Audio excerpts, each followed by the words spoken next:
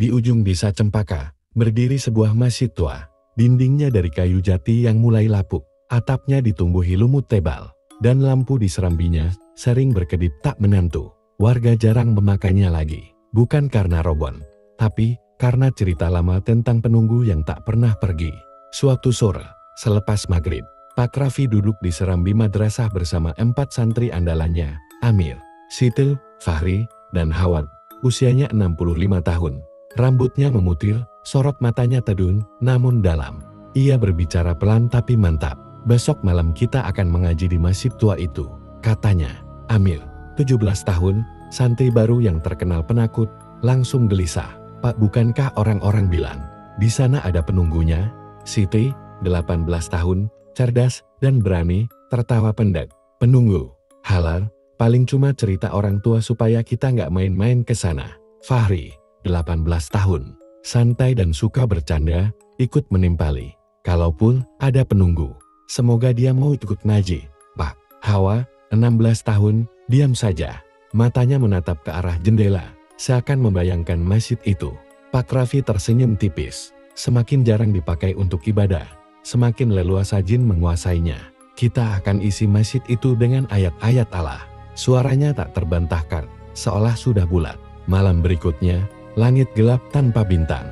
Mereka berjalan beriringan menuju masjid tua, membawa mushaf dan sajadah. Angin malam berhembus dingin, dan di kejauhan, bangunan masjid mulai terlihat. Dari luar, ia tampak seperti bayangan raksasa yang membisu. Saat pintu kayu dibuka, suara engsel berderit panjang. Di dalam, udara lembab bercampur aroma melati yang samar. Amir langsung merinding, tapi mencoba menahannya. Pak Raffi memimpin mereka mengambil wudhu, lalu duduk di saf depan. Bismillah, ucap Pak Raffi sebelum mulai mengaji. Suaranya tenang, merdu, memenuhi ruangan. Namun, beberapa ayat kemudian, Amir mengerutkan kening.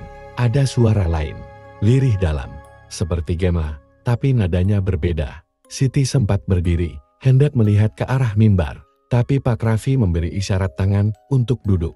Jangan hiraukan, katanya pelan. Teruskan bacaan. Fahri berusaha tetap fokus, tapi matanya sesekali melirik ke arah mimbar. Hawa hanya menunduk, bibirnya bergerak pelan. Entah membaca ayat atau berbisik pada dirinya sendiri. Di luar, angin makin kencang. Lampu gantung tua di langit-langit berayun, mengeluarkan suara berdecit. Amir menelan ludah. Suara asing itu masih terdengar, makin jelas. Seperti sedang mengulang setiap kata yang Pak Raffi baca. Hanya saja, kali ini suara itu terdengar memanggil namanya. Amir. Ia langsung menoleh ke kiri dan kanan. Semua santri masih di tempatnya. Tidak ada yang memanggil. Jantungnya berdegup kencang. Ia ingin bicara, tapi lidahnya terasa kaku. Di pojok ruangan, bayangan mimbar tampak lebih gelap dari seharusnya. Dan di sana, sekelebat sesuatu bergerak. Bacaan ngaji terus mengalun. Tapi Amir merasa malam itu baru saja berubah menjadi sesuatu yang tak akan pernah ia lupakan.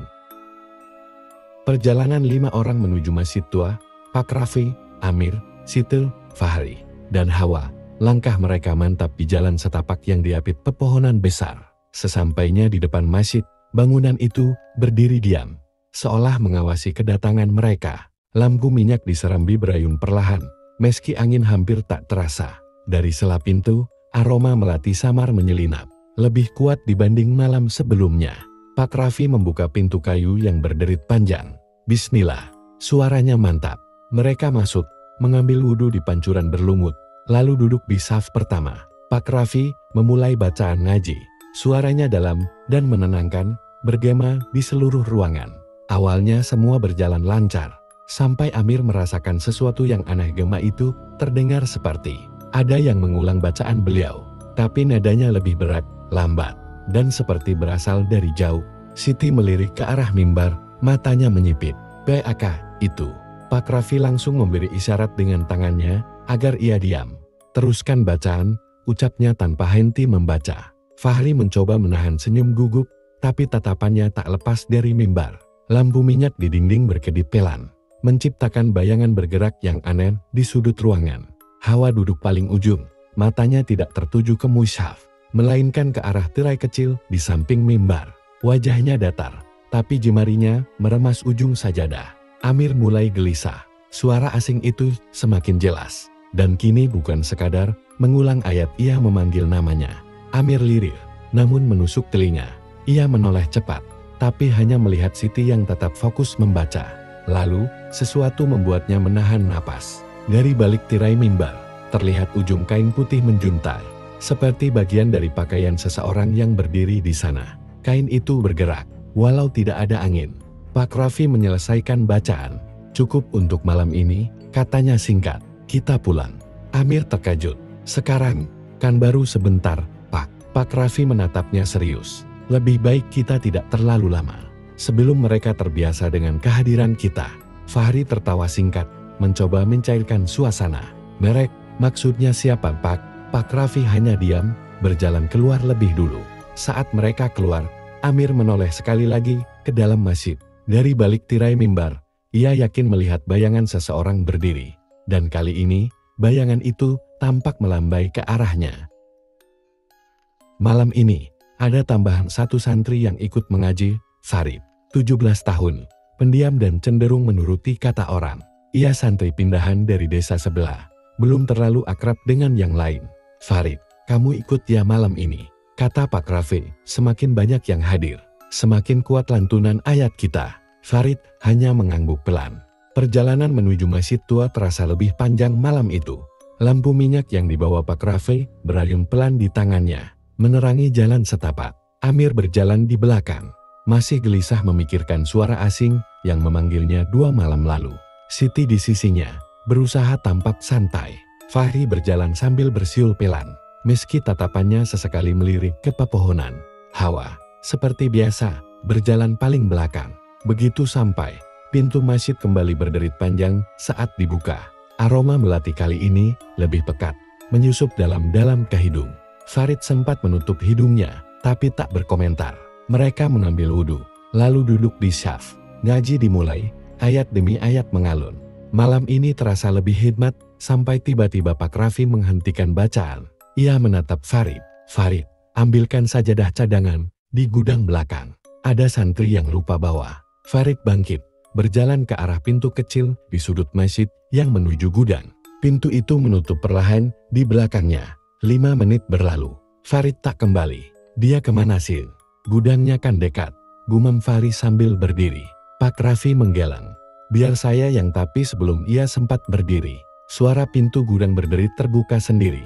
Gelap di dalam, tak ada siapa-siapa. Siti memberanikan diri melangkah, tapi Hawa menahan lengannya. Jangan, katanya singkat, nadanya serius. Amir menelan ludah. Wak, saya lihat, ada kain putih di dalam. Mereka masuk bergantian. Gudang itu hanya berisi tumpukan karpet dan kotak kayu tua. Farid tidak ada. Saat kembali ke ruang utama masjid, Amir berhenti mendadak. Di mimbar, tergeletak sajadah terlipat rapi. Sajadah yang tadi dibawa Farid. Pak Raffi menatapnya lama. Wajahnya tegang, tapi suaranya tetap lembut. Kita pulang. Fahri protes, Laupat, kita nggak nyari dia. Pak Raffi menatapnya dalam-dalam. Percayalah, kalau kita bertahan, bukan hanya Farid yang hilang malam ini. Mereka berjalan pulang dengan langkah berat. Amir menoleh ke belakang untuk terakhir kalinya. Di saf paling belakang, ia yakin melihat Farid berdiri diam, menatap mereka, sebelum perlahan menghilang bersama bayangan masjid. Sehari setelah hilangnya Farid, suasana desa menjadi tegang. Warga mulai bertanya-tanya, tapi Pak Raffi hanya berkata Farid pulang lebih dulu. Ia tak ingin kepanikan menyebar. Namun di antara para santri, kebenaran tak bisa disembunyikan. Farid menghilang di dalam masjid begitu saja. Malam itu, Amir sebenarnya ingin absen, tapi pesan singkat dari Pak Raffi membuatnya urung. Malam ini, kita harus datang. Ada yang ingin saya tunjukkan. Mereka kembali berjalan beriringan, Pak Raffi di depan, diikuti Amir, Siti, Fahri, dan Hawa. Langkah-langkah mereka menimbulkan bunyi yang terdengar jelas di jalan setapak. Angin malam terasa berat, membawa bau melati yang semakin menusuk.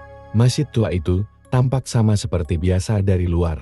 Namun begitu mereka melangkah masuk, Amir langsung merasakan hawa dingin yang menusuk tulang. Penerangan lampu minyak di dalam berkelip-kelip, seakan hampir padam.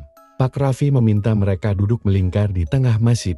Malam ini kita tidak langsung mengaji, ucapnya pelan. Kita akan mendengar sesuatu. Awalnya hanya sunyi, lalu samar-samar terdengar lantunan azan. Siti memiringkan kepala, matanya membesar. Pak itu dari luar, ya? Tanyanya. Pak Raffi menggeleng. Perhatikan baik-baik. Sumbernya dari mana? Amir menutup mata, mencoba fokus. Bulunya merinding saat menyadari suara itu tidak datang dari luar, melainkan dari arah mimbar. Hanya beberapa meter di depan mereka. Suara azan itu terdengar jernih, namun anehnya, setiap kata melengking sedikit terlalu lama. Seperti gema yang tak wajar. Fahri berbisik, suara siapa itu? Bukan suara orang kita. Hawa, yang sejak awal diam, akhirnya berkata dengan nada datar. Itu suara yang memanggil mereka yang sudah tidak di sini. Tiba-tiba, di sela lantunan, terdengar suara serak memanggil, Amir. Amir langsung membuka mata. Ia menatap mimbar dan melihat sesuatu yang membuat darahnya membeku. Di balik tirai kayu mimbar, ada tangan pucat meraih keluar. Jari-jarinya panjang dan kurus, seperti mengajak. Pak Raffi cepat berdiri. Jangan lihat, teriaknya sambil menarik mereka menjauh. Namun Fahri, entah kenapa, justru terpaku memandang. Bibirnya bergerak, seolah mengulang kata-kata azan itu. Siti memegang lengan Fahri. Fahri sadar, tapi saat ia menoleh, mata Fahri sudah kosong, dan ia perlahan melangkah menuju mimbar. Pak Raffi langsung melangkah cepat, menarik Fahri dengan tenaga penuh. Suara azan tiba-tiba berhenti, lampu minyak bergetar hebat. Lalu, berat, pintu masjid tertutup sendiri. Dalam kegelapan yang mendadak pekat, hanya terdengar napas mereka yang memburu, dan suara langkah tambahan, perlahan mendekat dari arah mimbar. Angin malam itu bertiup kencang, membuat dedaunan kering di halaman masjid berdesir seperti bisikan.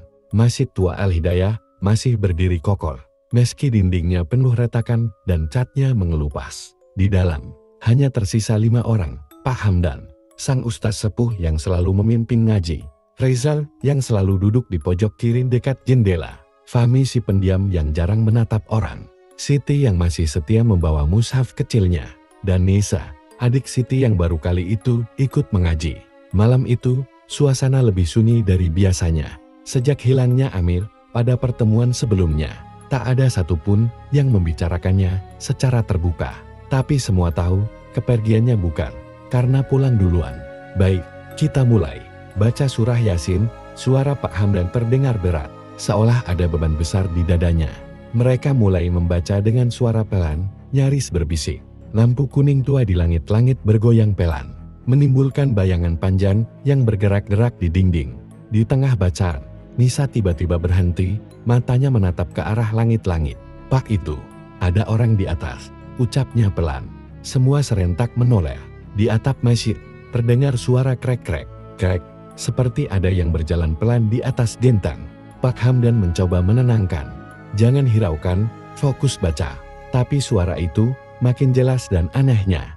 Terdengar seperti langkah kaki yang berpindah-pindah. Kadang di atas mereka, kadang di pojok belakang dekat mimbar. Lalu, terdengar suara berat, seperti napas panjang yang dalam. Rizal mencoba memberanikan diri. Ia menatap ke arah mimbar kayu di depan mereka. Tirai yang menutupnya sedikit bergerak, meski tidak ada angin.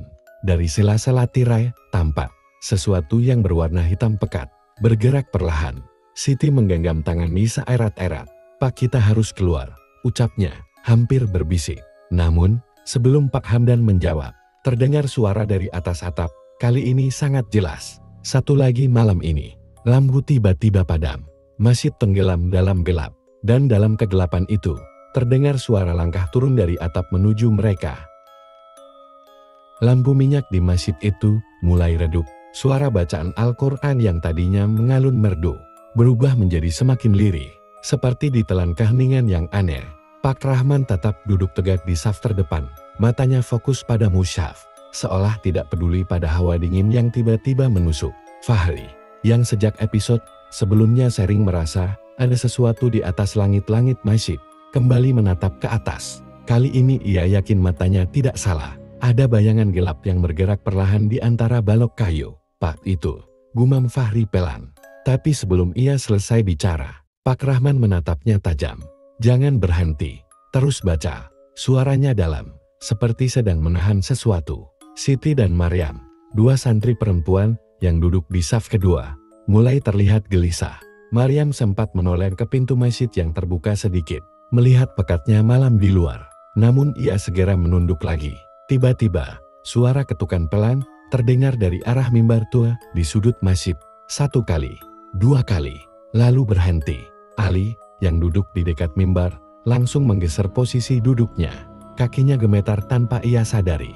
"Pak Rahman, kayaknya ada orang di sana," katanya lirih. Pak Rahman menghela napas, menutup musyafnya perlahan. "Itu bukan orang." Suaranya kali ini lebih dingin daripada udara malam yang mengelilingi mereka.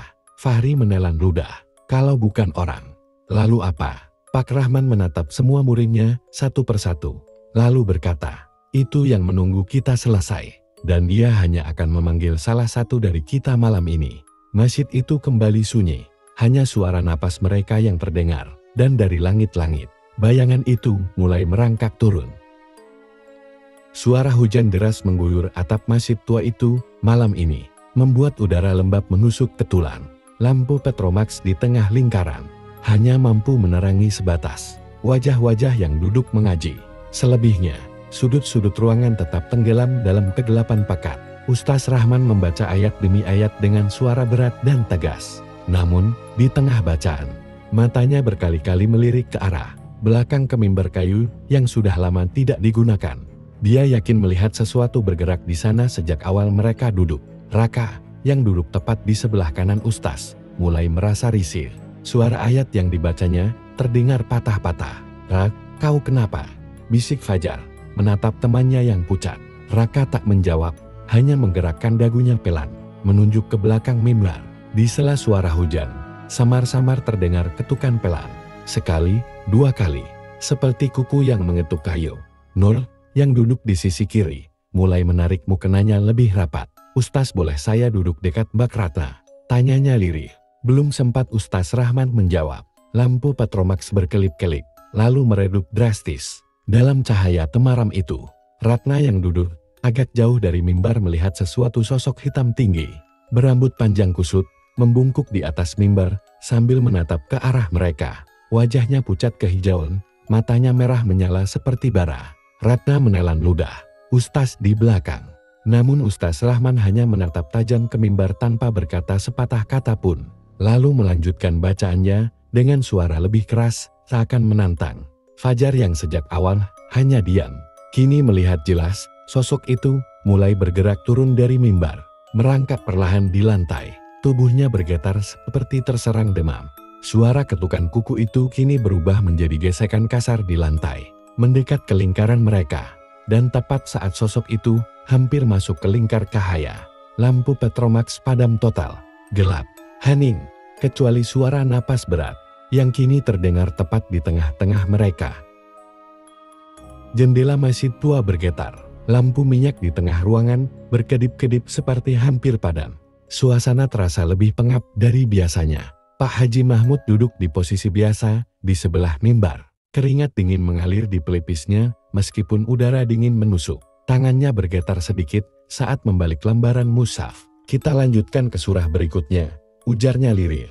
Matanya melirik ke sudut masjid yang gelap. Samsul, pemuda yang paling jarang bicara, kali ini tampak resah. Bibirnya gemetar, tetapi ia terus membaca ayat dengan suara yang sedikit serak. Dari arah belakang, terdengar langkah kaki pelan, teratur, tapi tidak menapak di lantai kayu seperti manusia. Suaranya aneh, seperti gesekan kain basah diseret. Aisyah, anak perempuan bungsu yang duduk di sebelah kakaknya, mulai menangis pelan. "Kak itu, di dekat jendela," bisiknya. Kakaknya, Maryam, menatap ke arah yang dimaksud. Di sana, di balik tirai tipis yang berkibar, sesosok perempuan berambut panjang tergerai. Kepalanya sedikit miring, matanya memancarkan cahaya merah samar. Tubuhnya seperti terbakar dari dalam. Nyala api kecil tampak berkedip di kulitnya yang pucat. Pak Haji Mahmud segera menatap Samsul dan berbisik tegas, "Bacakan ayat kursi, jangan berhenti." Suara Samsul bergetar tapi dia patut membaca lebih cepat. Anehnya, setiap ayat terucap, api di tubuh sosok itu semakin terang, seakan menyala kesakitan. Wajahnya memekik tanpa suara, hanya rahang yang terbuka lebar. Tiba-tiba, lampu minyak mati gelap. Hanya terdengar suara hujan, napas terengah-engah, dan langkah-langkah mendekat. "Teruskan." Suara Pak Haji Mahmud terdengar jelas di tengah kegelapan. Samsul melanjutkan, Nadanya makin mantap. Api itu kini benar-benar membesar di satu titik ruangan, membentuk siluet perempuan itu, lalu menghilang bersama bau gosong yang menusuk. Mereka semua diam. Tidak ada yang bicara hingga azan subuh berkumandang. Namun di luar, samar-samar, bekas telapak kaki basah masih terlihat menuju pintu masjid. Hujan deras masih turun di luar. Masjid tua itu basah kuyup, bau tanah bercampur kayu lapuk menyusup ke dalam. Sisa-sisa kejadian malam sebelumnya membuat semua anggota jamaah kecil ini tidak banyak bicara. Pak Karim duduk di pojok, bibirnya terus berzikir, sementara mata tuanya sesekali melirik ke arah pintu kayu yang menganga sedikit. Asep, yang biasanya cerewet, kini duduk diam di sebelah Ujang. Keduanya tak berhenti melirik ke arah jendela yang menghadap ke pekarangan gelap. Sesekali kilat menyambar, dan di sela cahaya itu, mereka seperti melihat siluet perempuan berambut panjang berdiri, mematung di luar. Siti duduk di samping Pak Karim, memeluk mushaf erat-erat di dadanya. Nafasnya berat, matanya sembab, karena sulit tidur semalaman. "Pak, kalau makhluk itu, kita gimana?" bisiknya. Pak Karim menatapnya, lalu tersenyum tipis. "Jangan takut, bacalah ayat-ayat yang sudah kita pelajari. Ingat, setan tak kuat melawan hati yang terus mengingat Allah." Namun, ketenangan itu pecah ketika terdengar suara ketukan keras dari luar pintu. Tok tok tok, semua langsung terpaku. Ketukan itu bukan ketukan manusia biasa, terdengar terlalu berat, terlalu lambat, dan setiap ketukan seolah menggema lebih lama dari seharusnya. Ujang memberanikan diri melihat lewat celah pintu, tapi begitu matanya mengintip, wajahnya langsung pucat. "Pak, dia ada di situ." Matanya merah, bisiknya sambil mundur. Ketukan berubah menjadi seratan kuku di kayu. Suara panjang yang membuat bulu kuduk merinding. Pak Karim berdiri, tangannya meraih tasbih, lalu memulai bacaan ayat kursi dengan suara lantang. Semua ikut membaca, suara mereka bergetar, namun terus berusaha tegas. Tiba-tiba, dari jendela, muncul bayangan hitam yang bergerak di dinding, seperti asap pekat yang melayang di udara. Bayangan itu masuk, menyusup ke lantai, merayap perlahan ke arah mereka. Siti memejamkan mata, air matanya menetes. Lalu, suara aneh terdengar dari tengah masjid, suara napas berat. Namun tak ada wujud jelas. Bayangan itu berhenti, lalu menghilang begitu saja. Hanya menyisakan aroma anyir dan hawa dingin menusuk. Pak Karim menatap satu persatu wajah mereka. "Malam ini kita akan lebih lama di sini. Jangan ada yang keluar." Bayangan itu belum selesai mengikuti kita. Dari sela-sela atap masjid tua, tetesan yang jatuh bukanlah air jernih, melainkan cairan berwarna merah pekat seperti darah. Bau anyir menyebar memenuhi ruangan. Pak Karim yang tengah memimpin ngaji tiba-tiba menghentikan bacaannya. Suara gemericik aneh itu terdengar jelas, membuat semua jamaah terdiam. Ande dan Budi saling berpandangan, wajah mereka pucat pasi. Siti memegang erat mushaf di dadanya, tubuhnya bergetar. "Anak-anak, tetap tenang, teruskan bacaannya," ucap Pak Karim mencoba mengendalikan suasana. Meski matanya terus mengarah ke atap yang bocor. Namun, tiba-tiba salah satu tetesan merah jatuh tepat di tengah mushaf yang sedang dibaca. "Pak Karim," tulisan di halaman itu seketika memudar, berganti menjadi huruf-huruf aneh yang berputar sendiri, seperti hidup. Di luar, kilatan petir menyambar, dan sekelebat bayangan hitam terlihat di pekarangan masjid. Sosok itu berdiri tegak dengan kepala miring. Rambutnya basah menempel di wajah, matanya memancarkan cahaya merah menyala. Setiap kali kilat menyambar, posisinya semakin dekat ke jendela. "Pak itu." Di luar suara Budi tercekat. Pak Karim menoleh. Sosok itu kini sudah berada tepat di balik kaca, menatap mereka dengan senyum miring yang dingin. Hujan merah semakin deras, menetes dari ujung rambut sosok itu dan merembes masuk lewat celah jendela. Tiba-tiba, semua lampu padam. Satu-satunya cahaya hanya berasal dari pelita kecil di tengah lingkaran mereka. Dalam kegelapan, terdengar suara langkah kaki basah memasuki masjid. Bukan satu, tapi banyak. Suara napas berat memenuhi ruangan. Lalu, suara berbisik yang sama seperti di malam pertama terdengar lagi. 1, 2, 3. Sebentar lagi kalian semua akan bersama. Malam itu, hujan merah tak berhenti hingga azan subuh berkumandang. Namun, saat pagi datang, halaman masjid penuh jejak kaki, tapi tak ada satupun mengarah keluar. Udara di dalam masjid lebih dingin. Bahkan napas para jamaah terlihat seperti asap tipis. Raka memeluk tubuhnya sambil sesekali menggosokkan tangan, mencoba mengusir dingin yang menusuk. Pak Karim mengajak mereka memulai tilawah. Namun, sebelum bacaan dimulai, Ratna menatap heran ke arah dinding sebelah kiri masjid. "Pak, itu pintu apa?" tanyanya pelan. Semua menoleh. Di sana, di dinding yang selama ini hanya ada rak mushaf, kini terlihat sebuah pintu kayu tua berwarna gelap, lengkap dengan gagang besi berkarat. Padahal mereka semua tahu, sejak masjid ini berdiri, tidak pernah ada pintu di sana. Pak Karim mendekat, mengetuk pelan. Suara dentuman kosong terdengar dari baliknya, seperti ruangan luas yang tak berisi. "Ini tidak mungkin," gumamnya. Tiba-tiba, gagang pintu bergetar pelan, lalu berhenti. Siti memegang lengan Ratna erat-erat. "Jangan dibuka." Namun, seperti ada dorongan tak terlihat, pintu itu perlahan terbuka sendiri. Cahaya kehijauan keluar dari dalam, samar-samar menyorot wajah-wajah mereka. Ruangan di baliknya tampak seperti lorong panjang tanpa ujung. Dindingnya dipenuhi ayat-ayat yang ditulis dengan darah, menetes segar ke lantai. Suara langkah kaki terdengar dari kejauhan lorong itu. Semakin lama semakin dekat.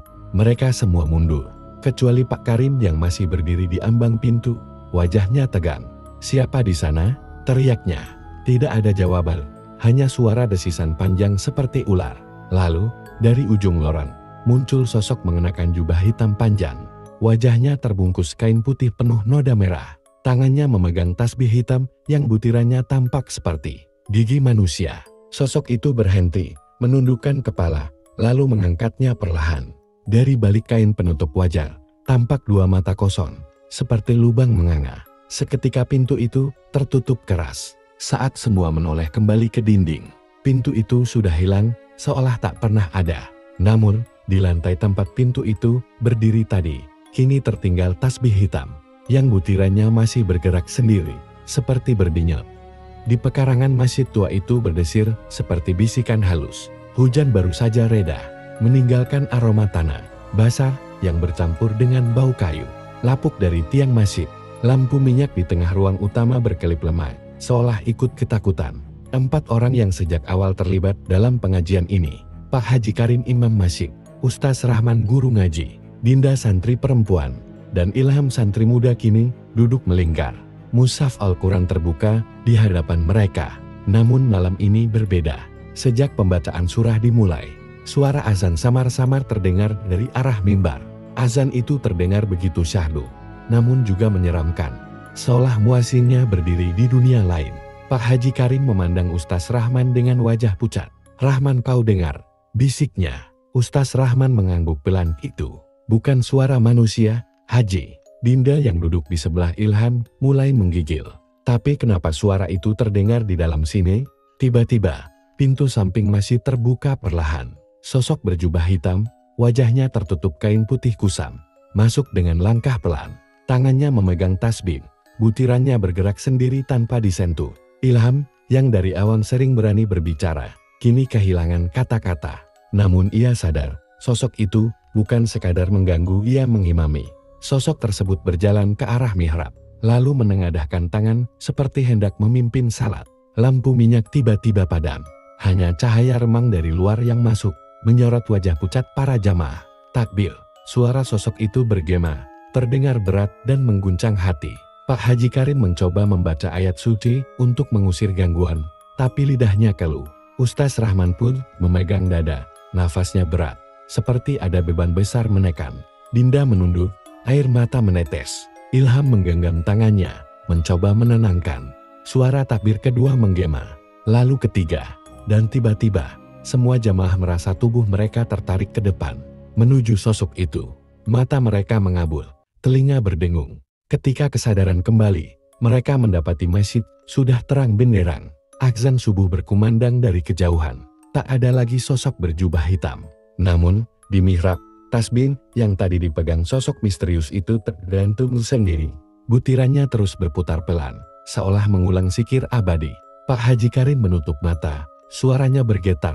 "Kita sudah menjadi bagian dari cerita masjid ini."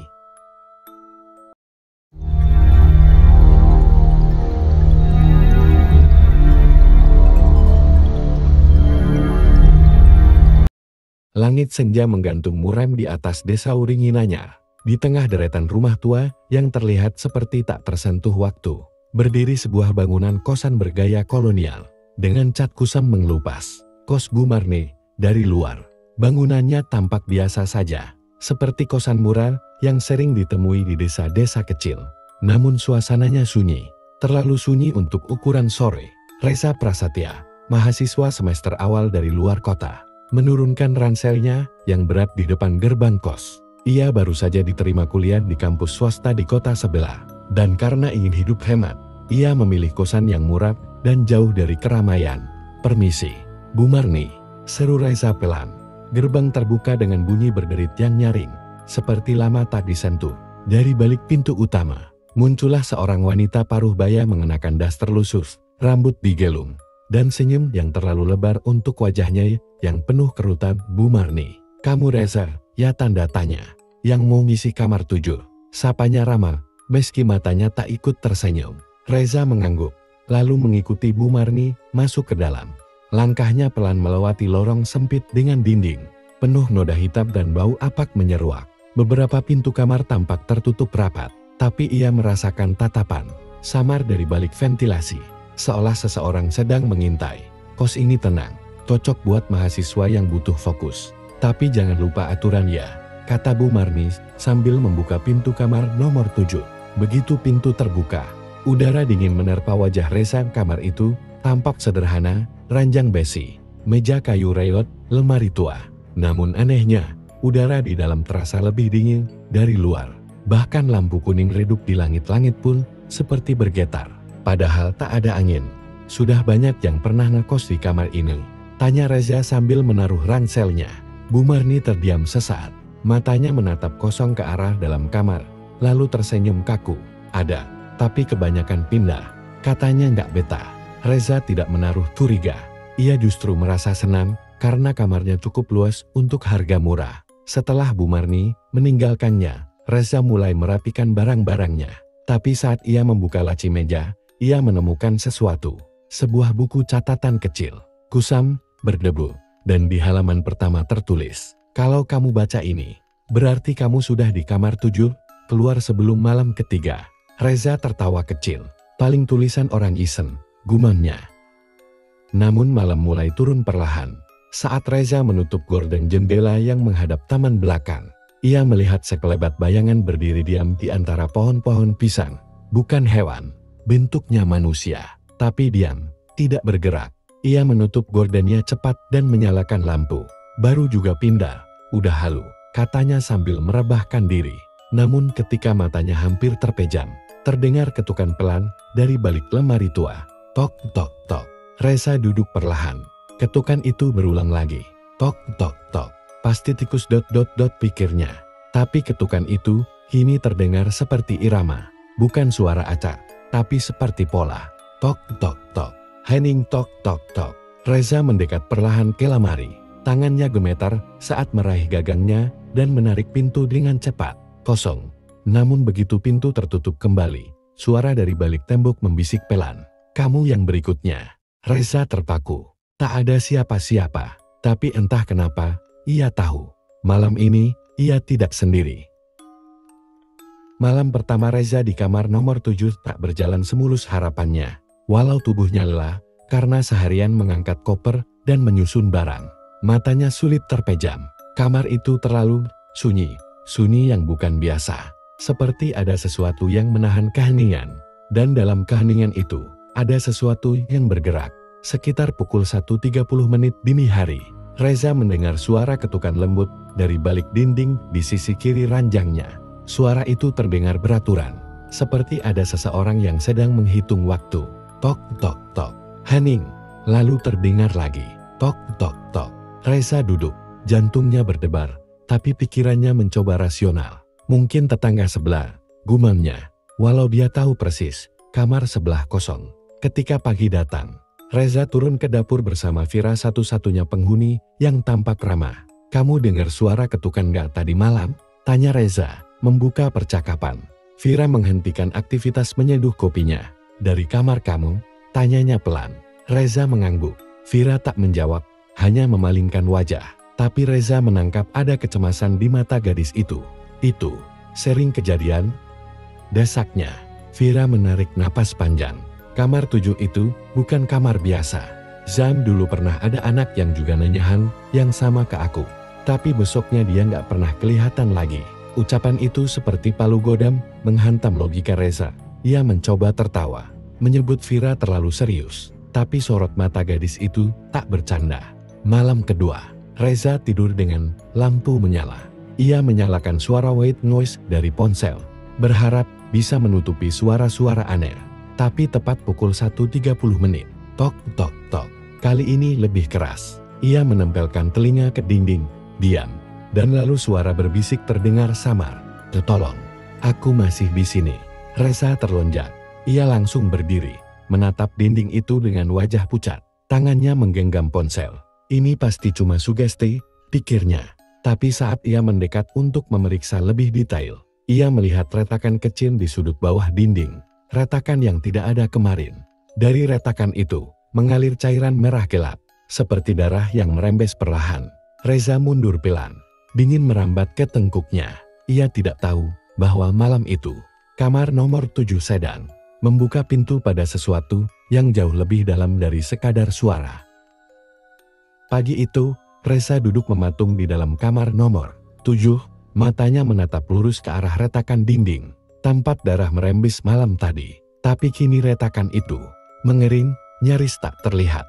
Seolah malam kemarin hanyalah mimpi, tapi Reza tahu betul, itu nyata.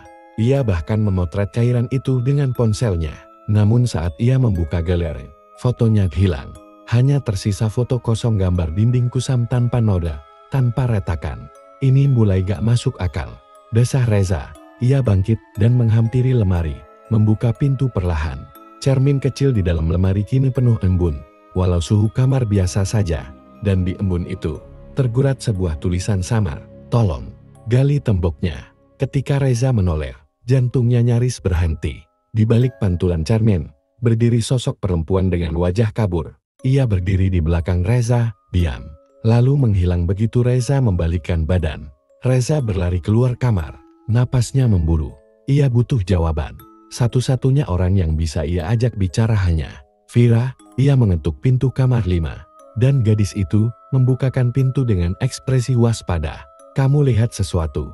tanya Vira pelan. Reza mengangguk. Ia menceritakan soal suara di dinding, darah yang merembes, dan tulisan di cermin. Vira terdiam sejenak, lalu berkata, 4 orang sebelum kamu juga cerita hal yang sama. Tapi mereka semua menghilang di malam ketiga. Reza menelan ludah. "Kamu tahu mereka kemana?" Vira menggeleng. "Ada satu yang selamat. Namanya Ardi. Tapi dia kabur tengah malam, histeris. Sekarang katanya dirawat di panti rehabilitasi di kota sebelah." Reza langsung memutuskan mencari Ardi. Ia harus tahu apa yang terjadi sebelum malam ketiga tiba. Tapi sebelum keluar kos, ia berpapasan dengan Bu Marni di ruang depan. Wajah wanita itu pucat, bibirnya bergerak pelan. "Kamar 7 itu bukan sekadar kamar," ucapnya lirih. Ia menelan orang, bukan menjawabkannya. Reza terdiam. Kata-kata itu menggantung seperti kutukan. Malam ketiga semakin dekat, dan retakan di dinding kini mulai tumbuh bercabang, seperti akar, menjalar ke seluruh ruangan. Dan Reza menyadari satu hal, tembok itu bukan dinding biasa. Ia menyimpan sesuatu yang hidup. Malam itu hujan deras mengguyur desa, petir sesekali menyambar, menerangi langit malam yang pekat. Galang terbangun pukul 2 dini hari, karena suara ketukan bukan di pintu kamarnya, tapi di jendela. Jendela kamarnya berada di lantai 2. Tak mungkin ada orang yang bisa mengetuk dari luar kecuali seseorang atau sesuatu yang bukan manusia. Degup jantung Galang berpacu. Ia menarik selimut, mencoba menenangkan diri. Tapi ketukan itu terdengar lagi tokadot. Dengan tangan gemetar, Galang mendekat ke jendela. Ia menyingkap sedikit tirai dan melihat. Wajah pucat dengan mata membelalak memandang ke dalam kamarnya. Wajah itu tak bergerak, tapi jelas terlihat. Rambut panjang, kulitnya seperti kertas basah, dan senyuman. Senyuman yang terlalu lebar untuk wajah manusia. Galang terjatuh ke belakang, menggigil. Ia langsung mengambil tas dan keluar dari kamar. Ia mengetuk pintu kamar Dani, tetangga kamarnya, tapi tak ada jawaban. Begitu juga kamar sebelahnya. Kos-kosan itu terasa kosong. Seakan ia satu-satunya penghuni yang tersisa malam itu. Ia lari turun ke lantai bawah, menuju ruang tamu. Tapi langkahnya terhenti di tangga. Seseorang berdiri di bawah, menatap ke arahnya. Bukan ibu kos, bukan Dani, tapi Arif, mahasiswa yang dulu menghilang dari kamar nomor 7. Tubuhnya pucat, dengan luka lebam di leher. "Balikin kunci itu," bisiknya dengan suara serak. Galang membeku. Ia ingat, saat pertama kali datang, ibu kos memberikan kunci kamar nomor 7 tanpa keterangan apapun. Kuncinya sudah berkarat, seolah lama tak digunakan. Tapi malam itu, kunci itu menghilang dari gantungan di dalam kamarnya. Entah kemana. Arif naik satu anak tangga, lalu satu lagi. "Balikin, sebelum kamu kayak aku." Galang berteriak, mundur, dan lari keluar ke halaman. Tapi begitu membuka pintu, ia mendapati pemandangan yang tak masuk akal. Halaman berubah menjadi hutan kabut tebal. Dengan suara bisikan entah dari mana, ia sudah bukan di kos-kosan lagi. Atau mungkin, kamar nomor 7 bukan sekadar ruangan biasa. Ia adalah pintu ke sesuatu yang lebih gelap dari yang bisa dipahami manusia. Sejak Irwan menemukan catatan terakhir dari penghuni sebelumnya di balik laci meja, pikirannya tak pernah tenang. Ia mulai yakin bahwa sesuatu yang lebih besar dan gelap tersembunyi di balik kamar nomor 7. Hari-hari berjalan semakin aneh. Irwan mulai mendengar suara ketukan dari dalam lemari pada pukul 3 pagi. Setiap malam, tanpa kecuali, ia sudah mencoba membuka lemari itu berkali-kali, tapi tak pernah menemukan apa-apa kecuali kedinginan menusuk dan bau apek yang tidak bisa dijelaskan. Suatu malam, saat hujan deras mengguyur desa Kertanegara, Irwan nekat menyelidiki lemari itu lebih lanjut. Ia membawa senter dan mengeluarkan semua pakaian. Di bagian belakang, ia mengetuk kayunya. Tok tok. Suara baliknya ... kosong. Tiba-tiba krik. Papan kayu di belakang lemari sedikit bergeser seperti pintu rahasia. Irwan dengan jantung berdebar membukanya perlahan. Di baliknya, lorong sempit selebar bahu manusia menganga gelap. Tanpa berpikir panjang, Irwan masuk, membawa senter kecilnya. Lorong itu sempit dan penuh debu, tapi ia melanjutkan langkah demi langkah. Dinding lorongnya berlumut dan penuh coretan aneh angka-angka, nama-nama, dan simbol tak dikenal. Nama-nama yang terdengar familiar. Salah satunya, Ardi Pratama tahun 2018. Irwan bergidik. Nama itu adalah nama penghuni yang dikabarkan hilang secara misterius 5 tahun lalu. Lorong itu berakhir di sebuah pintu besi berkarat, dengan angka 7 tertulis samar di tengahnya. Tangannya gemetar saat hendak menyentuh gagangnya. Tapi sebelum ia menyentuh, suara langkah kaki terdengar dari belakangnya, berat, lambat, menyeret. "Irwan," bisik suara tua dan parau dari arah gelap. Irwan menoleh. Tak ada siapa-siapa, tapi suara itu terdengar lagi, lebih dekat.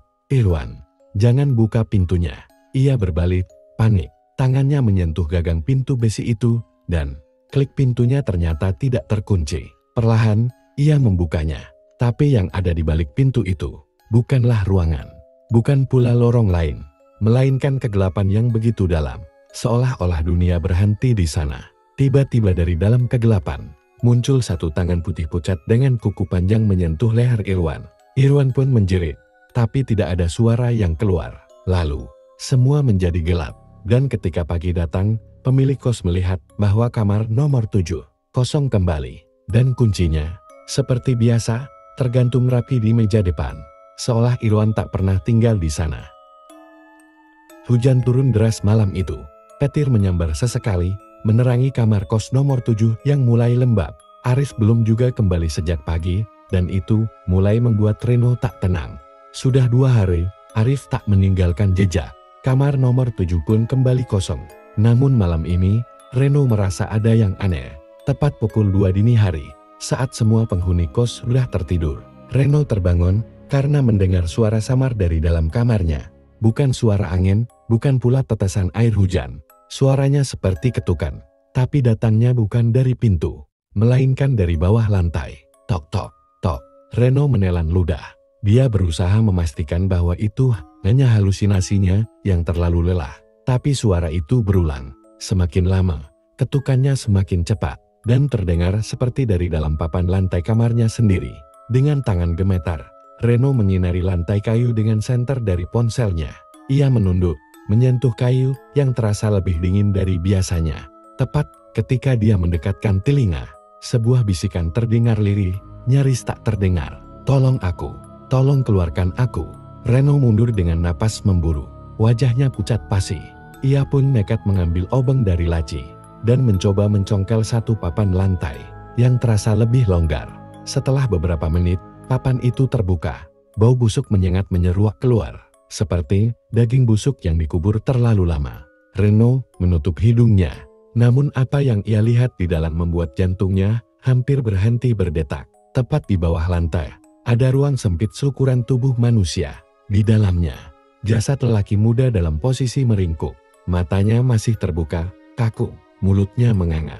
Seakan berusaha berteriak tapi tak pernah terdengar. Wajah itu adalah Arif. Reno terhuyung mundur, menabrak dinding.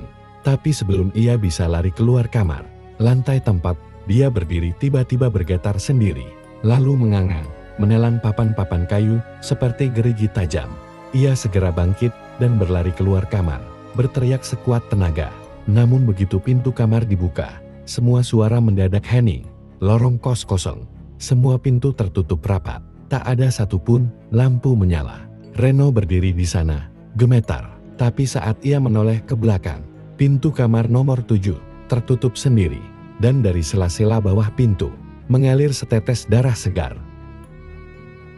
Malam itu, Rian menatap kosong ke arah jendela kamar kos nomor 7 yang mulai berembun. Tubuhnya gemetar, bukan karena dingin, tapi karena kegelisahan yang makin sulit ia bendung. Sejak kejadian kemarin saat bayangan samar menampakkan diri di sudut kamar, Rian tak bisa tidur. Bahkan lampu yang biasanya ia matikan kini selalu menyala terang sepanjang malam. Tapi malam ini terasa lebih sunyi dari biasanya. Terlalu sunyi. Jam menunjukkan pukul 2 dini hari saat suara aneh mulai terdengar dari balik dinding tepat di samping tempat tidurnya. Kret. Kret. Awalnya seperti suara tikus menggigiti kayu, tapi makin lama suara itu terdengar seperti sesuatu yang berusaha mengais dari balik tembok. Rian duduk tegak di ranjangnya, menahan napas. Siapa di sana?" bisiknya. Tak ada jawaban, hanya suara garukan yang makin keras. Rian bangkit, mengambil senter dari laci, dan mendekati dinding tempat suara berasal. Dengan jantung berdetak kencang, ia tempelkan telinganya. Tolong." Suara perempuan diri, lelang, terdengar seperti dari dalam dinding. Mata Rian melebar. Ia melangkah mundur spontan. Suara itu muncul lagi, lebih jelas. "Tolong aku masih di sini." Seketika wajah Rian pucat pasi. Suara itu berasal dari arah yang sama dengan tempat bayangan kemarin muncul. Rian mengingat kembali cerita warga desa, penghuni sebelumnya. Dina juga terakhir kali terdengar bicara sendiri sebelum menghilang. Tanpa pikir panjang, Rian mengambil palu dari tas peralatannya. Dengan penuh tekad bercampur takut, ia mulai memukul dinding. Plester dan debu berhamburan. Tapi saat tembok terbuka sedikit, bukan ruangan yang ia temukan, melainkan rongga sempit dan gelap, seperti ruang rahasia. Dan dari dalamnya, ada sepasang mata yang menatap balik ke arahnya. Rian terjatuh, senter terlempar, dan di tengah kegelapan, terdengar lagi suara lirik, tapi kini di belakangnya. "Terima kasih, sudah membukakan pintu." Hujan deras mengguyur malam itu, seolah langit ikut menangisi nasib para penghuni kos tua milik Bu Warning. Kamar nomor 7 kini kembali dihuni. Meski hanya tersisa satu orang yang berani tetap tinggal, Rian. Semenjak Dimas dan Budi menghilang, kos itu sepi. Penghuni lain memilih pindah, tidak tahan dengan tekanan batin dan gangguan yang tak masuk akal. Lampu kamar sering padam sendiri. Suara langkah kaki terdengar jelas, walau tak ada siapapun. Dan paling mengerikan, pintu kamar nomor 7 selalu terbuka sedikit setiap tengah malam padahal sudah dikunci rapat. Rian bukan orang yang mudah takut. Tapi malam itu, udara terasa berbeda. Dingin, seperti ada kabut yang merayap dari lantai menuju dadanya. Ia mencoba menghibur diri dengan menyalakan musik pelan. Namun suara itu malah menghilang, tergantikan oleh bisikan lirih dari balik dinding. Keluar sebelum terlambat, Rian terdiam. Ia menatap dinding dengan napas tercekat. Bisikan itu berulang, kini lebih dekat. "Rian, kamu akan jadi berikutnya." Tiba-tiba cermin di mejanya bergetar sendiri. Dari pantulan kaca, ia melihat bayangan wanita berpakaian putih, lusuh berdiri di belakangnya. Wajahnya penuh luka, matanya kosong. Rian menoleh cepat. Kosong, tidak ada siapapun. Ia mundur, napas terengah. Tapi saat ia ingin keluar, pintu kamarnya tertutup keras. Berkali-kali ia mencoba membukanya, terkunci. Ia menggedor-gedor, berteriak minta tolong. Tak ada jawaban, tak ada yang mendengar. Lantai kamar mulai menghitam, seperti terbakar dari bawah. Bau anyir memenuhi udara. Dari bawah tempat tidur, muncul sepasang tangan kurus pucat yang perlahan menarik ujung spray. Rian membeku. Tiba-tiba, suara tangisan terdengar dari sudut ruangan. Ia melihat ke arah itu, dan di sana berdiri sosok yang selama ini muncul dalam mimpinya. Gadis itu, Sari, korban pertama kamar nomor 7. Rian, tolong, keluar dari sini. Mereka akan membawamu. Tubuh Sari tampak seperti kabut, suaranya pelan dan bergetar. Ia menunjuk dinding. Di sana ada koretan yang baru muncul malam itu. Setiap jiwa yang menginap akan jadi bagian dari kami. Dinding itu bergetar, dan perlahan terbuka, seperti pintu menuju lorong gelap tak berujung. Suara-suara mengerang terdengar dari dalam lorong itu. Rian mencoba mundur, tapi lantai di belakangnya sudah hilang. Yang tersisa hanya kehampaan. Dengan satu teriakan terakhir, Rian diseret masuk oleh tangan-tangan tak kasat mata ke dalam lorong itu. Lampu kamar nomor 7 mati total, hening. Pagi harinya, kamar itu kosong. Tak ada Rian, tak ada jejak darah, tak ada suara. Hanya kamar yang tertutup rapat, dan dingin yang menusuk dari dalamnya. Setelah kepergian Wirai yang misterius, Rino dan Dimas makin nekat menyelidiki kamar nomor 7. Namun kali ini, mereka menemukan sesuatu yang tak lagi bisa diabaikan. Sebuah lorong sempit di balik dinding palsu. Disinilah mereka menyaksikan langsung batas antara dunia manusia dan dunia yang tak seharusnya dilihat. Suara hujan mengguyur atap kosan seperti dentuman rapalan doa yang tak terkabul. Rino menatap foto Wira yang tersimpan di layar ponselnya. Sejak terakhir kali dia mengirim pesan, Wira tidak pernah lagi terlihat. Polisi datang, tapi hanya menganggapnya kabur dari rumah. Namun Rino tahu, tidak mungkin Wira kabur. Terakhir kali mereka bertemu, wajah Wira pucat seperti orang yang melihat malaikat maut. Dan dia hanya bilang, ada yang panggil aku dari balik tembok, Rin. Malam itu, Dimas membawa sebuah peta lama. Rumah kos yang ia temukan di arsip kelurahan. Menurut peta itu, di balik kamar nomor 7, terdapat ruangan tersembunyi yang kini telah ditutup tembok semen. Tapi, kenapa ditutup? Mereka masuk ke kamar 7 lagi. Kali ini, dengan linggis dan senter. Dinding sebelah kanan yang dulunya kosong mereka dobrak perlahan. Ternyata benar, di baliknya terdapat lorong sempit, berbau tanah dan anyir darah tua. Lo yakin mau masuk? Tanya Dimas sambil gemetar. Rino menelan ludah. Gue harus tahu, kalau Wira masih di sana, kita harus temuin dia. Langkah demi langkah, lorong itu seperti menelan cahaya senter mereka.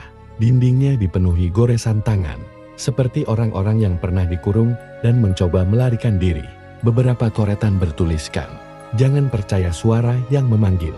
Jika kau mendengar pintu dibuka, tutup mata. Mereka tidak ingin kita kembali. Di ujung lorong, mereka tiba di sebuah pintu kayu tua yang separuh lapuk. Dari celahnya, terdengar suara lirih, seperti seseorang menangis atau tertawa pelan. Dimas hendak membuka pintu, namun Rino menahannya. Tunggu, dengar itu. Suara di balik pintu berubah menjadi bisikan, menyebut nama mereka, perlahan, pelan. Namun sangat jelas. Rino, Dimas, masuklah. Kalian sudah ditunggu. Pintu terbuka sendiri dengan bunyi derit pelan, memperlihatkan sebuah ruangan luas gelap dan kosong. Tapi di sana, berdiri sosok Wira dengan wajah pucat, matanya kosong. Ia tidak mengenali mereka. Wira, ini kita, teriak Rino. Tapi Wira hanya menatap, lalu berkata, kalian sudah terlambat. Mereka sudah di dalam kalian. Tiba-tiba ruangan itu berubah. Dindingnya berdarah, suara jeritan menggema dari segala arah. Dan pintu di belakang mereka menghilang begitu saja. Hanya lorong tanpa ujung yang kini terbentang di hadapan mereka. Rino mencoba menarik Wira, tapi tangannya menembus tubuh sahabatnya itu. Wira bukan lagi manusia, ia hanyalah bayangan. Sisa jiwa yang tertinggal di ruang antar dimensi. Dimas menjerit, Kita harus keluar dari sini. Namun dari kegelapan, suara-suara mulai berdatangan. Bukan manusia, bukan binatang, tapi sesuatu yang tak bisa dijelaskan. Makhluk-makhluk hitam tanpa wajah mulai merayap dari lantai dan dinding, mengepung mereka. Rino menggenggam tangan Dimas. Kita nggak akan mati di sini. Tapi bisikan itu kembali terdengar, menghipnotis keduanya. Semua yang masuk ke kamar nomor 7 adalah milik kami. Malam itu sunyi luar biasa. Hanya suara jangkrik yang bersahut-sahutan dari balik semak, dan sesekali angin meniup dedaunan kering di halaman rumah kosong yang sejak seminggu terakhir menjadi tempat tinggal Rio dan Wira. Mereka belum pergi dari desa Kalimanggu karena firasat buruk yang terus menghantui, terutama setelah kejadian di pemakaman semalam, di mana Wira melihat sesosok bayangan hitam berdiri di bawah pohon beringin dengan mata menyala merah. Danu yang biasanya keras kepala kini menjadi lebih banyak diam.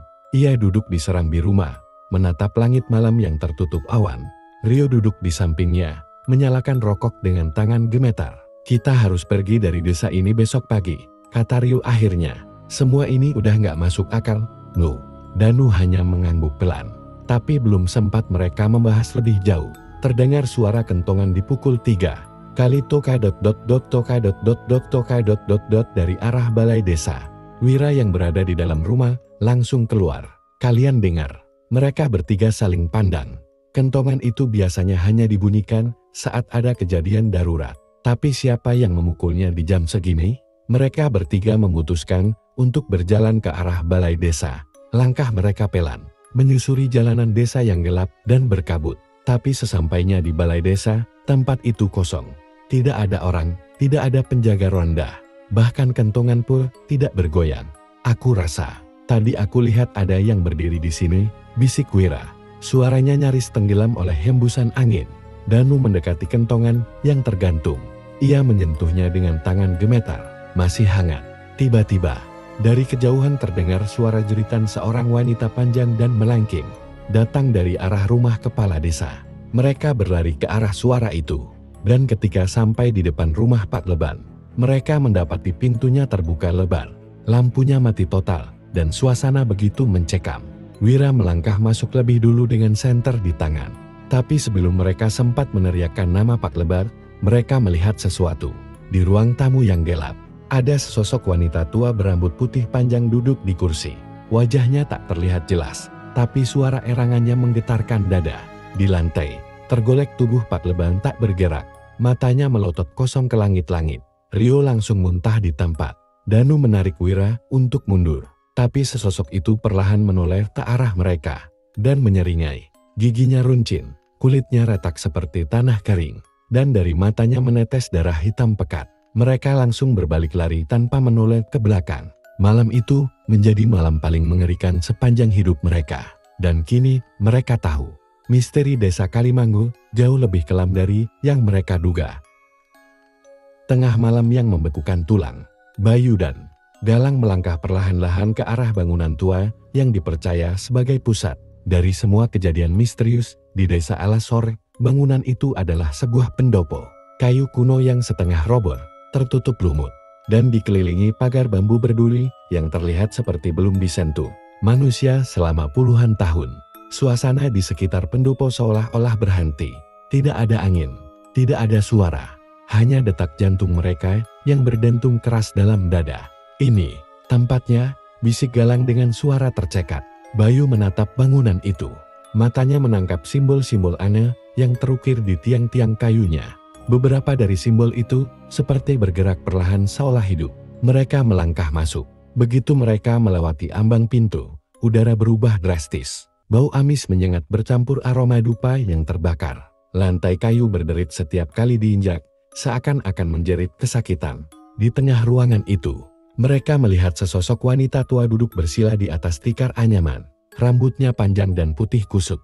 Wajahnya dipenuhi keriput dalam, dan matanya kosong, namun menembus. Aku tahu kalian akan datang, gumamnya lirih. Suaranya menggema seperti berasal dari lorong waktu. Bayu dan Galang menegang. Siapa? Siapa ibu sebenarnya? Tanya Bayu. Aku bukan bagian dari dunia kalian, tapi aku penjaga antara dua alam. Mereka yang mencoba menyingkap tabir yang tidak seharusnya dibuka akan menanggung akibatnya, jawabnya tenang, namun menyimpan ancaman. Galang mencoba bicara. Kami hanya ingin menyelamatkan warga desa. Banyak yang hilang. Kami melihat mayat-mayat, dan tidak semuanya adalah mayat.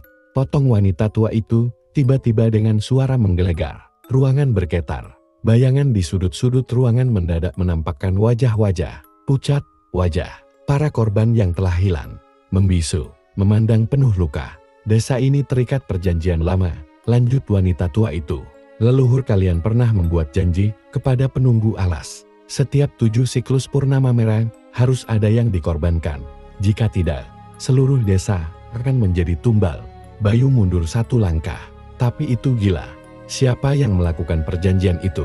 Buyutmu, Bayu, jawab wanita itu pelan. Buyutmu adalah kepala desa pertama yang menyegel penjaga hutan ini. Tapi segel itu lemah, dan kalian generasi sekarang telah melanggar batas. Galang menatap Bayu dengan kaget. Apa maksudnya? Bayu, darahmu adalah kunci. Karena garis keturunanmu, hanya kau yang bisa membuka atau mengakhiri kutukan ini. Wanita itu berdiri, dan perlahan wujudnya berubah menjulang tinggi. Rambutnya melambai tanpa angin. Matanya bersinar merah menyala. Sosok itu bukan manusia lagi. Aku penjaga. Aku penunggu. Aku adalah pemakan dosa dan pengingat janji lama. Bayu dan Galang terdorong ke belakang oleh kekuatan tak terlihat. Lantai retak. Dinding bergemuruh. Mereka sadar. Ini bukan hanya soal menyelamatkan orang lain ini, tentang menebus dosa leluhur. Bayu berteriak. Apa yang harus aku lakukan? Sosok itu berhenti. Akhiri garis darah. Atau berikan pengorbanan baru. Episode ini berakhir dengan suara jeritan panjang dari luar pendopo. Kamera beralih keluar bangunan. Terlihat kabut merah menyelimuti seluruh desa Alasor. Malam telah mencapai puncak keheningannya. Di luar villa, hujan turun deras. Petir menyambar silih berganti seperti mengumandangkan tanda bahwa akhir dari semuanya akan segera tiba. Raffi berdiri di ambang pintu ruangan bawah tanah. Matanya menatap gelap gulita yang menganga, seperti rahim kegelapan yang siap menelan. Di belakangnya, Fajar dan Andre sudah tak sanggup lagi membendung ketakutan. Tubuh mereka penuh luka, peluh bercampur darah, dan napas memburu seperti binatang yang terjebak. Ini pintu terakhir, ucap Raffi pelan. Di balik sini, ada sesuatu yang ingin menyelesaikan semua ini. Fajar mencoba menahan Raffi. Kita harus keluar dari sini. Kita sudah cukup tahu villa ini bukan milik dunia kita. Tapi Raffi tahu, semua akan terus menghantui mereka jika tidak ditutup sekarang. Dengan gemetar, ia mendorong pintu kayu lapuk itu. Seketika udara berubah. Dinginnya menembus tulang. Di dalam ruangan itu, ada sebuah altar batu hitam. Di atasnya, foto mereka bertiga dengan lilin menyala di tiap sudut. Namun bukan itu yang membuat mereka menggigil. Di belakang altar, berdiri sosok wanita tua yang dulu mereka lihat menggantung di lorong. Wajahnya masih sama, kosong, matanya putih. Namun tubuhnya kini penuh bekas jahitan seperti mayat yang dijahit ulang. Terima kasih sudah kembali. Suaranya parau, seperti ranting patah. Aku hanya butuh satu dari kalian untuk tetap tinggal. Tiba-tiba, tubuh Andre terseret ke depan altar. Ia menjerit sekuat tenaga. Tangan-tangan hitam keluar dari lantai dan merangkul tubuhnya. Fajar dan Raffi mencoba menyelamatkannya. Tapi sia-sia. Sang wanita berbisik, satu jiwa. Cukup untuk mengunci villa ini selama 30 tahun lagi. Andre menatap mereka berdua dengan air mata bercucuran. Pergilah. Jangan sia-siakan ini. Dan seperti ditelan bumi, Andre menghilang bersama suara tangis terakhirnya. Seketika, ruangan itu mulai retak. Dinding-dinding villa bergemuruh. Raffi menarik Fajar keluar secepat mungkin. Mereka berlari menyusuri koridor, melompati puing-puing, melewati bayangan-bayangan yang kini tak lagi memburu Saulah. Puas telah mendapat tumbal. Mereka berhasil keluar dari villa, tepat sebelum bangunannya runtuh menjadi abu dan debu. Seseorang mengetikkan review di sebuah forum backpacker. Ada villa murah banget di pinggir danau kawasan Lembah Wening. Tidak terdaftar di aplikasi manapun. Kalau kalian berani, cari saja. Tapi dengar-dengar, cuma muncul sekali tiap 30 tahun. Seseorang membalas komentar itu. Aku pernah ke sana. Teman-temanku tidak pernah kembali.